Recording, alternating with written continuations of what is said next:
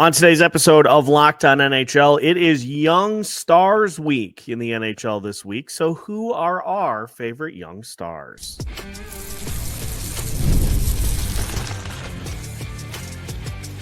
You're Locked On NHL, your daily podcast on the National Hockey League. Part of the Locked On Podcast Network, your team every day. What's happening, everybody? Welcome into another episode of Locked On NHL, your daily podcast on the NHL. We are your team each and every day, and we are your first listen each and every day as well. Make sure you subscribe on YouTube and your favorite podcast platforms so you don't miss out on any new episodes throughout the week. On today's episode of Locked On NHL, we unveil our top 10 lists for players under 23 in the NHL. And some notable names that made the cut, some that didn't. And we'll take a look at who claimed the top spot in each case. My name is Seth Toupal, host of Locked On Wild, joined by JD Young, host of Locked On Sharks. And JD, this list is going to feature quite a few players that you get a chance to see on a regular basis. Me being a more veteran-laden team, with a group of prospects that isn't quite there yet, but is close. I'm going to lean on you a little bit for today's episode. I did put a list together, but Yes. We'll kind of focus on yours, and I'll give my commentary as to, where I had the different players at. And so let's keep the suspense to the end. Let's start with number 10. Who's number 10 on your top 10 list? So just some housekeeping rules so that way we don't get angry people. We set the cutoff at you have to be under 23 by October 1st. So like your boy Brock Faber, who turns 23 in August, not eligible, or else I would have easily had Brock Faber on my list because Brock Faber pretty awesome at hockey. So we had to pick a cutoff date. Figured October 1st makes it nice and easy. So just some ground rules for there. And, I came up with my list of 10. I do have some honorable mentions as well. But number 10, I have from the Utah Mammoth, Dylan Guenther. And actually, he was a guy who I really struggled with, him and his teammate, Logan Cooley, on who to put on the list. I went with Guenther because of the scoring prowess that he brings and what he's done so far in the NHL. And right with our list, this is not what we expect them to happen. This is what they've kind of done so far in the NHL. And I think Dylan Guenther is one of the most dynamic young offensive forwards in the NHL, and his ability to score is really it's pretty nice. He's a certified goal scorer. So yeah, he cracks number 10 for me.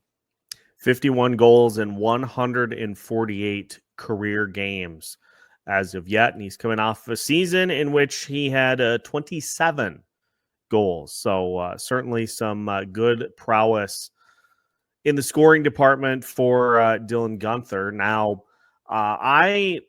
this, I think, is probably more to do with the team around him. My number 10 was Matty Beniers, who I think is, certainly a capable center, promising young player. But you look at the numbers and his per season numbers just, I don't know. I guess I expect more, but I feel like I am kind of holding a team that has really struggled to score goals. I feel like I'm kind of holding that against him. He still definitely makes the list, but he had 20 goals this past season. If you look at his career numbers, he's got 62 goals in 249 games.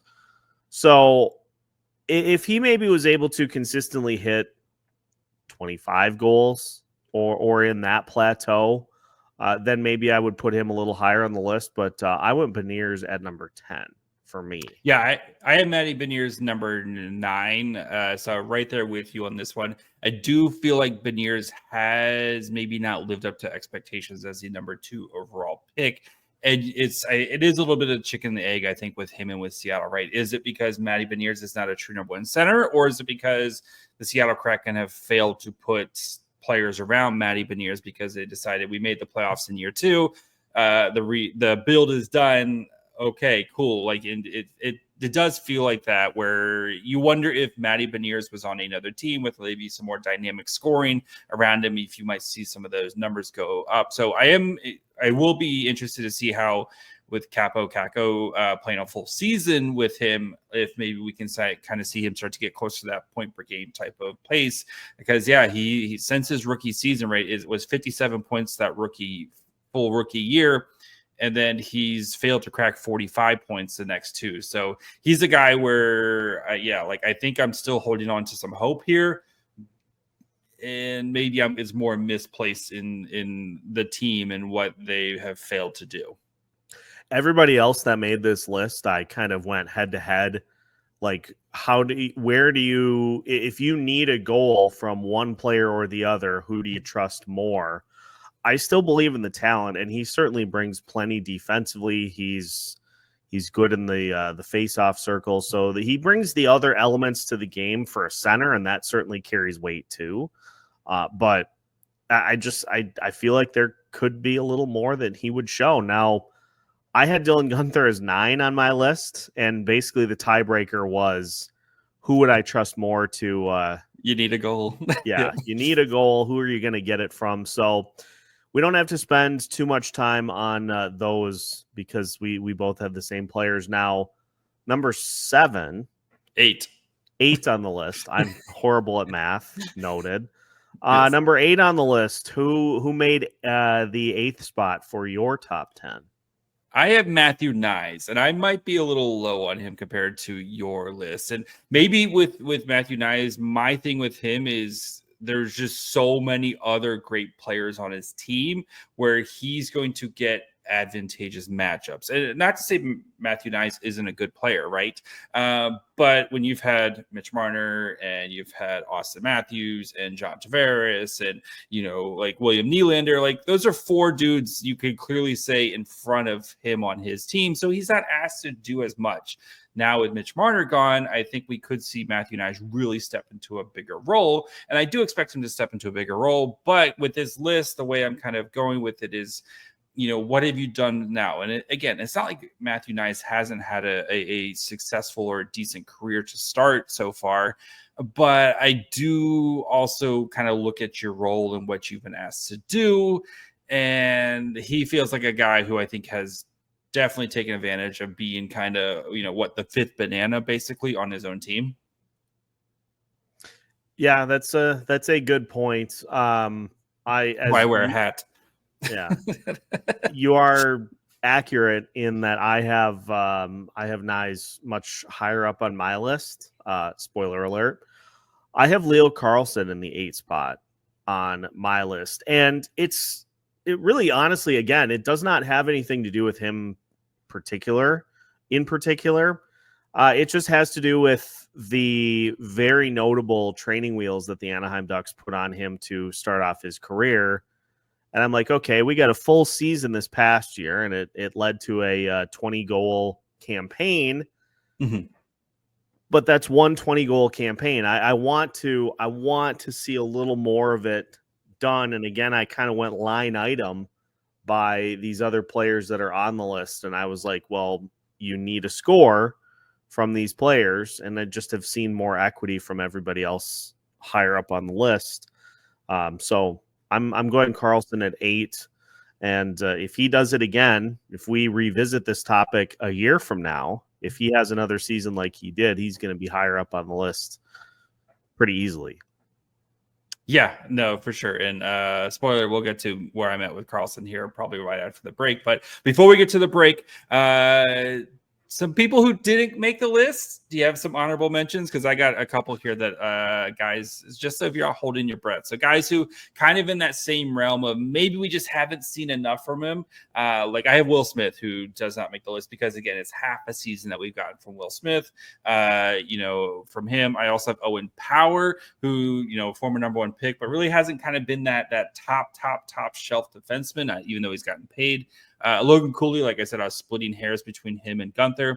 And then, of course, my Swedish son, William Eklund, who, I put a lot of stock into what Eklund has had to play with, and he's still been able to produce on what has been a horrible team the past 2 seasons, and he's still been a very consistent point producer. So those were my honorable mentions. But yeah, and I would agree with that list. I mean, some guys that it comes down to personal preference on these lists. And I think if you look at those players in particular, they deserve to be in the conversation, but have they ascended into the upper tier?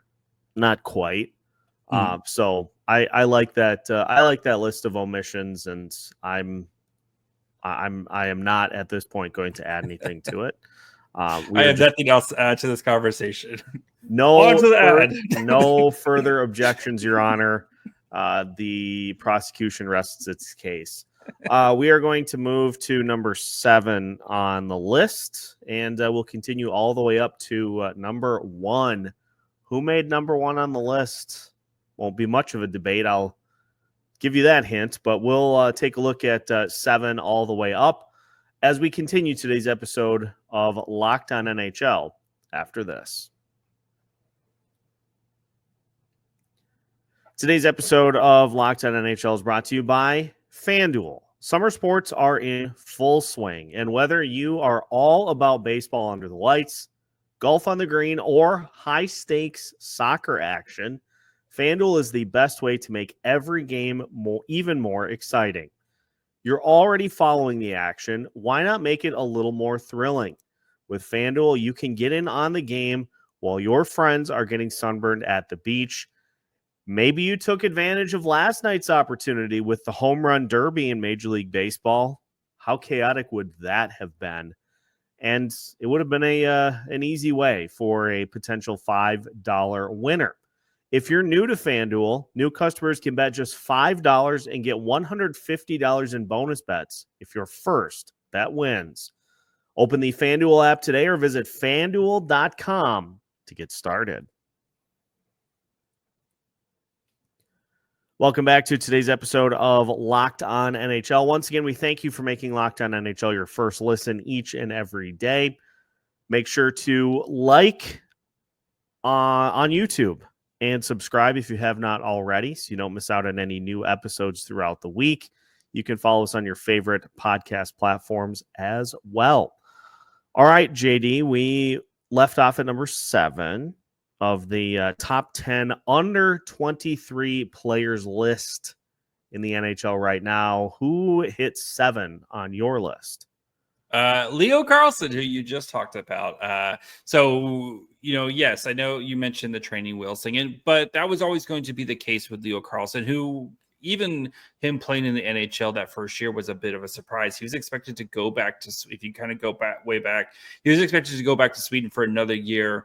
The Ducks, again, kind of, took it very, very slow with Carlsson to make sure to kind of build him up, especially as you go from a 50-game SHL schedule where it's, a lot more rest, not as much travel, et cetera, to a full NHL schedule, especially when you keep in mind the West Coast travel, right? And especially a team like Anaheim, where you have to travel so far just to kind of get anywhere. But Carlsson, is the Carlsson Fantilli debate is going to be one that rages on for, a long time. And as you can clearly see, Fantilli is ranked higher on both of our lists here. But I do think, though, for Carlsson, like the Ducks really do have a special player in Leo Carlsson. But you wonder if they could go back and do it again if they do take Fantilli, even because I think we've seen more from Fantilli at a much earlier rate. So, yeah, that's a very good point. And speaking of Fantilli, he is number 7 on my list, and I feel like I feel like of the names on my list, this is probably the one. This is probably the Matthew Knies for me, where it's a player that should probably be way higher on my list, but for whatever reason, be it the Columbus Blue Jackets, I don't really know what it is. Like he obviously is a tremendous talent. He scored 30 goals this past season. There's no reason he shouldn't be in the top 5 on this list. And yet, Why do as you I hate Adam Fantilli? and yet as I look at the names that are above him, I'm like, well, again, head to head, I have a hard time going with Fantilli over any of these other names. So he gets 7 on my list. But again, any of these players do this again. Jay just shaking his fist right now. I'm very sorry about it. But again, line item for these rankings. Just I need a goal. right Yep. across the way. Let's move to number 6.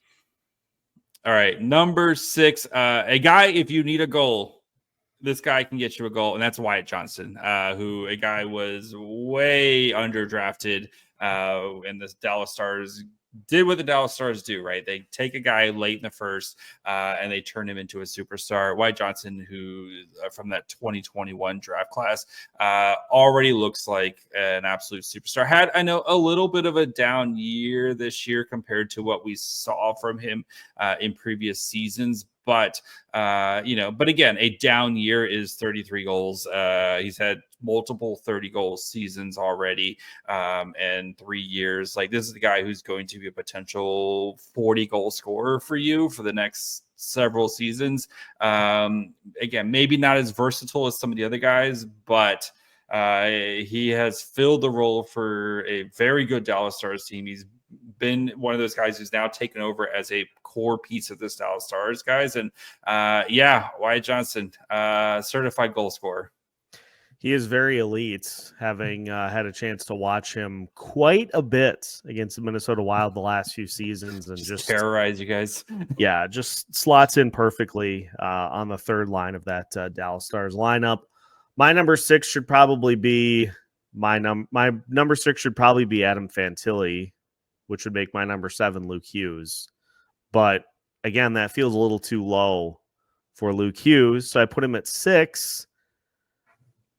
This is a deep list. This is a full of great players, and you look at what Hughes has done throughout the course of his career. He has already been thrust into a 20-plus minute per night role, and over the last 2 years, he has responded with 16 goals in each case, and he looks like a player that is on the cusp of kind of hitting that breakout to where you get to that double-digit goal department to, 15, 16 goals, which sounds crazy as a young player, but I think he's certainly capable of that even as a defenseman. I'm putting him in that spot, and I feel pretty good about it. Should he be higher? Well, I guess we'll just have to wait and see who the rest of the list is. Yeah, I mean, Hughes is good. He's a guy who I struggle with his ranking, but and you look at how he's performed, especially with all the injuries that the Devils have had on the blue line over the past couple of seasons, and he, as a 21-year-old playing like that is one of the hardest positions to play, especially at a young age. That's why you don't see so many defensemen on our list, because it's so hard to crack the NHL. And one, only crack the NHL, and then 2, just be extremely good at it as a defenseman. That's why, it's hard to crack the list as a defenseman. And Hughes is good. He is very good, and not a shock to anyone. He is the only defenseman on either of our lists. So, well, at least in the top 10, there is a little bit of a distinction there. So that's number 6. We've got 5 through 1 to go. So we'll take a look at the final 5, the top 5 of the under 23 NHL players list. More on the way on today's episode of Locked On NHL after this. You just realized your business needs to hire someone yesterday. How can you find amazing candidates fast? Easy. Just use Indeed. When it comes to hiring, Indeed is all you need. Stop struggling to get your job post seen on other sites. Indeed sponsored jobs put your posts at the top of the page and help you reach the right candidates faster. If you've ever been in a spot where you need to hire like yesterday, the pressure's on. Every day without the right person is a setback. That's exactly when Indeed sponsored jobs come in handy. They make sure your post is seen by the right candidates right now. Now you can speed up your hiring process with a $75 sponsored job credit. Just go to Indeed.com/lockedon right now and support our show by saying you heard about Indeed on this podcast. Terms and conditions apply. Hiring Indeed is all you need.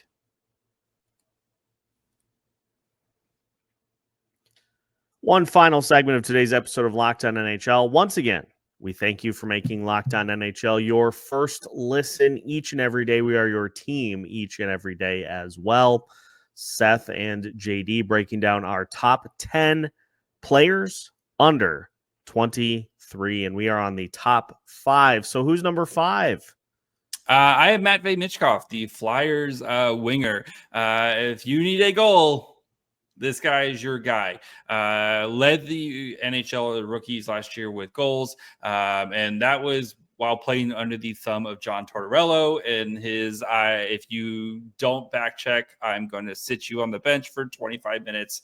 So I think for him, like, he's shown enough in that season. Now maybe Rick Tocchet maybe opens up a little bit with him and lets him kind of do a little bit more. We'll see. But yeah, I think Michkov is a guy who could be a potential Rocket Richard winner in the future. Like, he's again, if you need a goal, this is your dude. I have Wyatt Johnston at 5 on my list. Again, tremendous. You went with the a guy who can score, and he scores a lot. Yes. Tremendous dynamic scorer, but I'm looking at 4, 3, 2, and 1. I feel like the guys in front of him either do it at a higher level or are going to do it at a higher level for more consistent amounts of time. Johnston did have a pretty quiet postseason as well, which kind of weighed into my it factored into my decision making as well. I mean, yeah, he had 33 goals in the regular season, but I'm going to give him I think that team's trying to figure out where they were with Rantanen. I would give him a little bit of a pass too. I think with the full offseason and training camp, I think he'll be fine. So I'm not worried about Wyatt Johnston. So number 4 for me, a guy you just talked about, Luke Hughes. I'm not going to go through it. Luke Hughes is really good. I think he's going to be a generational defenseman and a player who potentially could win a Norris. One day we might even see him and his brother play together. So who knows? But yeah, Luke Hughes, good at hockey. That's my number 4. Very accurate, very good at hockey, and definitely worthy of being in the top 5. I had Michkov here because I think that we saw 26 goals this year, and like you said, he was under the watchful eye of Sauron, the great developer, aka John Tortorella, and it felt like he found a way to kind of break through that, and going to a coach that even just allows him a little bit of creativity, a little bit of freedom. You're talking 40, 45 goals from a 21-year-old. And I think of anyone other than maybe 1 and 2 on this list, he has probably the most dynamic potential from a goals perspective. It's just it basically is going to be how shackled is he by the coaching in Philadelphia. And if he can break through that, he can do anything.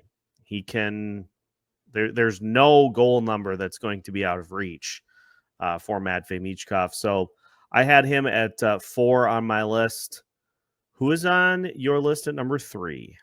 Cam Fowler, even though he's not old, he's too old. No, Cam Fowler, young at heart in ours. No, I had Adam Fantilli, and I know he's much lower on your list, but Fantilli, I think, is I also bring into the center factor, and a guy who can play in all 3 zones. I think Fantilli is dynamic in all 3 zones. And you really saw this year when he was given the keys to the car of being that first line center. That's when he really took off for Columbus. And this Columbus team, which all of us thought was going to be one of, if not the worst team in the NHL this year because of, all of the offseason distractions and having to go through the Johnny Gaudreau, like that whole trauma with that team. And it would have been easy for this team to just lie down and just be like, this isn't our year, right? But you saw Fantilli really step into a leadership role. You saw him really grow and develop. And again, once he got the keys to be in that first line center because of the injuries that they had, that's when you saw him take off. And I think he's just going to continue to grow and develop with that. And I think Fantilli is going to be one of the best centers in the NHL. He's good. He's good. Yeah, hard to argue that, but I will. I have Matthew Knies at 3 on my list, and that's way too high. So here's okay, why. Give me the Knies. Give me the Knies argument. So a lot of this is factoring into the opportunity that he is going to have presented to him in Toronto this year. Mitch Marner gone. Somebody's got to step in and take all of that scoring that has disappeared, because the only player that the Maple Leafs brought in the sign and trade, not really going to help you a ton in the goal scoring department. So the Maple Leafs need Matthew Knies to step in and be that third guy, but I think he is capable of more than that. I think he is capable of being number 2. And I'm reaching a little bit here with 3, but I think this is one that could, if he has a strong year, I think that'll cement him in this spot. And I think you're talking about a guy who has all the physical tools in addition to all the tools offensively as well. And I see no reason why he can't replicate what he did this year and why he can't substantially add to it. Getting you talk about getting good matchups because of all the attention that's being paid. Well, now he slots into a higher opportunity in that lineup, which, is going to provide him some opportunities, but he also has to deliver himself. And I'm betting that he does. It's too rich for me. I get it. It's too rich for me. I still think he's going to be like the third banana, third or fourth banana. I just think there's too many other guys ahead of him in the pecking order here. And because Austin Matthews, I think is going to be healthy, back to normal next year. William Nylander is pretty consistent. And even if he passes John Tavares and the carcass that is John Tavares right now, that's still you have two of the 15 best players in the NHL on your team, right? I think that's pretty safe to say, between Nylander and Austin Matthews. I'm holding it against him. I'm holding his good teammates against him. It's probably not fair, but anyway. Unbelievable. I know. Unbelievable attitude. Back in my day, you had to score 20 goals going uphill both ways in the snow with flip-flops on. Let's get to the final 2 on the list, number 2 and number 1, because I did not have Connor Bedard in. No, I'm kidding. You also had Cam Fowler. Young at heart. I could not keep Cam Fowler off the list because it's a Tuesday edition of Locked on NHL. The everydayers know that he just finds his way into the show one way or the other. Which one is it? Because it's pretty clear at this point that Connor Bedard and Macklin Celebrini are 2 names that have notably been left off the list so far. So who's number 2? It's Homer, but Bedard's number 2 on my list. And yes, it's probably Homer, but Bedard, Bedard's scoring. If you need a goal, right, Bedard's probably your guy. I just don't think he's as impactful in all 3 zones as Celebrini is. Macklin Celebrini, I think myself included, I don't think we realize how special Macklin Celebrini is going to be. I thought he was going to be a very good player. Celebrini might be the best player in the NHL at some point. And he is, his impact in all three zones as an 18-year-old and the way he can play, the way he can control and manipulate the game as an 18-year-old kid on a horrible Sharks team. And again, it's not like Chicago was a much better of a team, right? But I think he's asked to do more. I think he does more, and I think he's more impactful. And again, like, I wouldn't be surprised if Bedard puts up has a more production year in and year out. And again, like, he's had two very good seasons when it comes to, in terms of production. I just think Celebrini is a more impactful player. I think he's a potential Selke type of candidate in future years, and I think he's a potential Hart candidate as well. I saw all I needed to see as to what Macklin Celebrini can be in an 8-7 8-7 overtime win for the Minnesota Wild against the Sharks, where he had 5 points. And not only that, he was the fastest skater on the ice. He was the most involved skater on the ice. He was mixing it up with people along the boards. He was creating his own shot. He was facilitating. Kid's got that dog. He just did everything to the point that I'm like, okay, this is nuts. One player should not possess all of these tools, and he's just getting started. Like, he is just scratching the surface.